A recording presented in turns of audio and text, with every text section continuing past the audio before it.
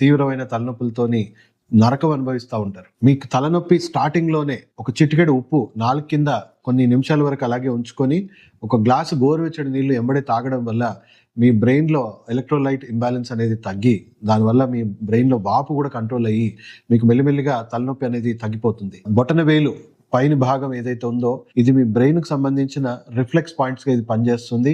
So ఈ పాయింట్ని మీ వేలుని ఇలా ప్రెస్ చేసుకోండి. అట్లీస్ట్ ఒక హాఫ్ మినిట్ టు 1 మినిట్ కంటిన్యూగా ఇలా ప్రెస్ చేసుకోండి. అలాగే ఈ 2 వేళ్ల మధ్యలో ఈ భాగంలో LI4 అనే ఒక పాయింట్ ఉంది, దీన్ని ప్రెస్ చేసుకోండి. ఈ పాయింట్స్ ప్రెస్ చేసుకున్న కొన్ని సెకండ్స్ నుంచే మీ బ్రెయిన్లో ఎండార్ఫిన్స్ అనే ఒక పవర్ఫుల్ పెయిన్ కిల్లర్ రిలీజ్ అయ్యి చిన్న చిన్న తలనొప్పులు అయితే ఇన్స్టెంట్గా తగ్గిపోతుంది.